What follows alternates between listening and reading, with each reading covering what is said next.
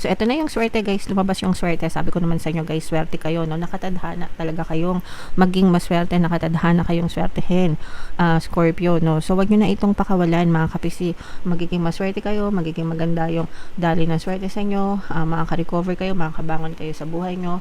Kung kayo man ay nagdadanas ng mga problema or pighati or kung ano mang challenge or kahirapan sa buhay nyo, magbabago yung takbo. Again, magbabago yung takbo ng swerte nyo kasi nakatadhana talaga kayong maging maswerte.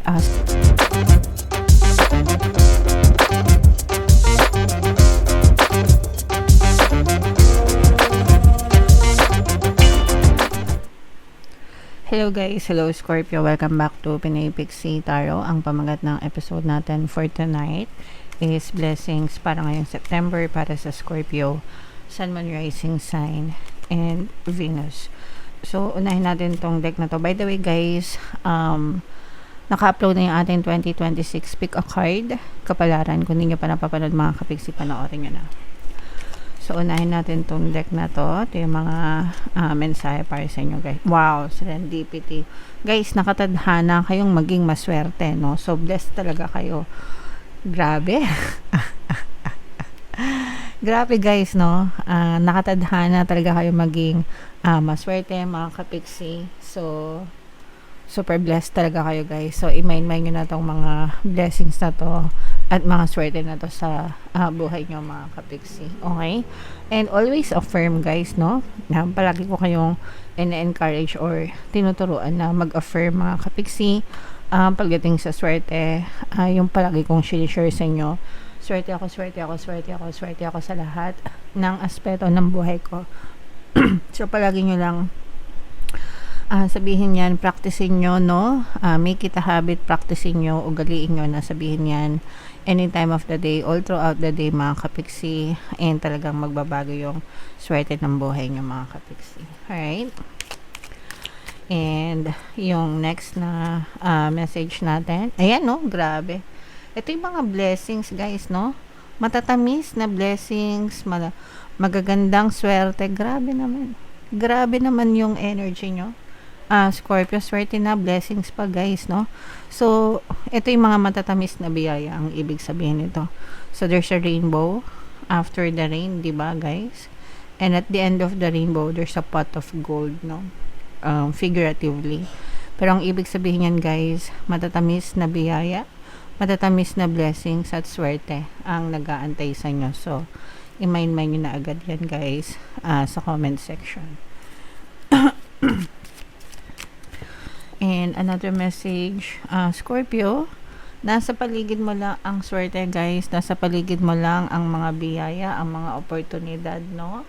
Baka na-overlook nyo lang guys, baka hindi nyo lang napapansin, pero nasa paligid nyo lang yan, mga kapiksi. Alright? So, yeah. Ano pang inaantay nyo guys?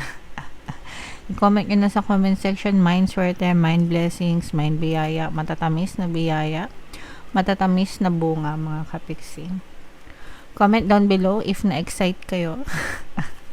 Comment down below if naka-resonate kayo guys. So, tingnan natin guys. Hanapin natin yung energy ng blessings at saka yung energy ng Scorpio.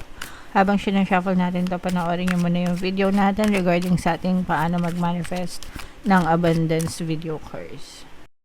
Kapiksi, sawa ka na ba sa mga struggles at hirap sa buhay mo? Masipag ka ba at masikap sa buhay ngunit hindi ka pa rin umaasenso? Ilang beses ka na bang nag-attempt mag-negosyo at mag-invest pero palagi ka pa rin nalulugi? Sa pagkakataon na ito ay maaaring may subconscious beliefs ka na nagiging balakid sa iyong pag-unlad at pagyaman. Introducing, paano mag-manifest ng abundance video course. Dito ay matututunan mong ma-overcome ang mga balakid mo para tuluyan ka ng umunlad, umasenso, sumagana, maging matagumpay, successful at maswerte sa iyong kabuhayan, pera, trabaho, negosyo, salapi at kaperahan ng bonggang-bongga. Dali, mag-send na ng email sa pinoypixie@gmail.com at simulan na ang iyong pagyaman ngayon. Alright, so sa lahat ng gusto mag-avail ng course guys, naka-flash sa screen nyo. Una, meron tayong paano mag-manifest ng abundance video course. Meron din tayong paano mawala ang third party at magkaroon ng harmonious na relationship. And meron din tayong paano pabalikin si ex sa vice breakup. Sa mga interesado guys, mag-send lang kayo ng email sa pinoypixie@gmail.com. So, Scorpio guys, kayo ay represent ng Queen of Cups. Ito naman yung ating blessings energy mga kapiksi. Latag natin yung spread nyo guys. And sa mga naghahanap ng mga pampaswerte na lucky charms or lucky bracelet, may mga items guys na may kita kayo sa description box nitong video. Check nyo lang yun mga kapiksi. Pwede nyo i-check out. Ito yung mga sample na items guys. Ito yung aventurine. Tapos ito naman yung citrine mga kapiksi. So, this is both negative and positive guys. No, unahin muna natin yung mga negative mga kapiksi. Ito guys, mag-ingat kayo no sa mga manloloko. Maaari kayong ma-scam mga kapiksi. Listen to your intuition. May mag-a-approach sa inyo guys. May mag-a-approach, may lalapit sa inyo mga kapiksi. Maaari kayong alukin ng kung ano-ano guys. Mag-ingat kayo sa mga transaction nyo mga kapiksi. Okay? If it's too good to be true, listen to your intuition. Kaya importante magdasal kayo palagi guys para maggabayan kayo, no? Kasi pag nagdadasal tayo, palagi tayong ginagabayan and pinoprotektahan ng ating mga gabay, mga kapiksi sa pamamagitan ng ating intuition, and maaari itong maging protection mo laban sa mga masasamang loob, mga kapiksi. Ito yung mga manloloko, scammers, mga magnanakaw, mga abusado, mapagsamantalang tao. So mag-ingat kayo sa mga transaction nyo guys. Yun yung babala sa inyo. Okay? And on the good side naman, at saka guys, na iwasan nyo rin yung pagiging nega pala. Kasi yung iba sa nyo, masyado kayong maraming tinik sa dibdib nyo mga kapiksi, and etong mga tinik na to guys, yan yung mga negative emotions nyo. Yung mga negative emotions na yon, nagiging sanhi yun ng balakid para hindi pumasok yung mga blessings or biyaya sa buhay nyo. So, kung gusto nyong pumasok ng maluwag yung mga blessings sa buhay nyo, kailangan ma-overcome nyo itong mga overthinking na to, itong mga negative emotions na ito. So, kailangan magkaroon ng acceptance, ng healing, ng forgiveness. Pwede kayo guys makinig ng ating Ho'oponopono subliminal dito sa ating channel. So, yung Ho'oponopono na yon, maaari kayong matulungan para gumaan ang inyong mga pakiramdam guys. Okay? So, eto na yung swerte guys. Lumabas yung swerte. Sabi ko naman sa inyo guys, swerte kayo, no? Nakatadhana talaga kayong maging maswerte. Nakatadhana kayong swertehin, Scorpio, no? So, wag nyo na itong pakawalan mga kapisi. Magiging maswerte kayo, magiging maganda yung daloy ng swerte sa inyo. Makaka-recover kayo, makakabangon kayo sa buhay nyo. Kung kayo man ay nagdadanas ng mga problema or pighati or kung ano mang challenge or kahirapan sa buhay nyo, magbabago yung takbo. Again, magbabago yung takbo ng swerte nyo kasi nakatadhana talaga kayong maging maswerte, Scorpio. So, palagi nyong i-affirm sa sarili nyo na swerte ako, swerte ako, swerte ako, nakatadhana ako maging maswerte. I'm destined to be lucky. I'm lucky, I'm lucky, I'm lucky. Yan, guys. Always, always affirm mga kapigsi, and talagang mararanasan nyo itong mga swerte na to guys. Okay? So, i-mind nyo na to guys sa comment section. Mind, swerte, good luck, good fortune. And ito pa guys, hindi lang kayo sa pera swertehin guys, or i-bless even sa inyong relasyon mga kapigsi.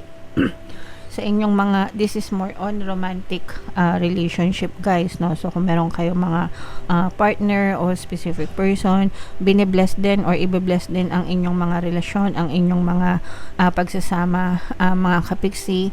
Kung kayo ay nagkakaroon ng gusot, ng mga pag-aaway, ng mga pagtatalo, maaaring ma-fix yung inyong mga relasyon, magkasundo, magkaroon ng pagpapatawad, magkaroon ng harmonious na relationship. And kung kayo naman ay mga single guys, huwag kayong mag-alala kasi maaaring ma-meet nyo, no, or i-bless kayo ni universe ng specific person na deserve nyo, yung parang sa inyo talaga mga kapiksi. Okay?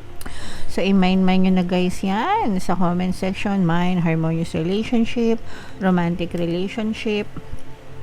Yan. So, grabe, diba? Sabi ko sa inyo guys. Sabi ko naman sa inyo, swerte kayo guys talaga. So, meron ditong presence ng Earth signs, Capricorn, Taurus, Virgo. For some of you, maaring may Earth element kayo. Grabe guys. Oh. Grabe talaga. Pwedeng may Earth element kayo sa inyong natal chart or you may be dealing with another Earth signs. Mga kapiksi. So, this is more money pa. Hindi lang talaga swerte. Swerte rin kayo sa mga pangarap nyo, mga kapiksi, no? So, eto guys, ibig sabihin nito, ito, no? Itong mga matatamis na bunga na to, dulot ng inyong mga pangarap, mga kapiksi, yung iba sa inyo, pwedeng nabubuhay nyo na or na-experience nyo na yung mga dream life nyo, mga kapiksi. Yung iba naman sa inyo, pwedeng nandun na kayo sa path, no? Sa daan para maabot nyo yung tagumpay, yung success pagdating sa mga pangarap nyo sa buhay. Yung iba, binibigyan kayo ng mga matatamis na rewards or matatamis na bunga ni universe in monetary form, mga kapiksi. Pag sinabing in monetary form, pera, no? Pera. So, pwedeng kumikita na kayo, nananagana na kayo sa pera, tapos nagmumultiply pa, mga kapiksi, no? Nagmumultiply pa ang kaperahan sa inyong buhay habang tinutupad nyo yung mga pangarap nyo sa buhay, mga kapiksi. So, grabe talaga guys, grabe yung blessings nyo, Scorpio.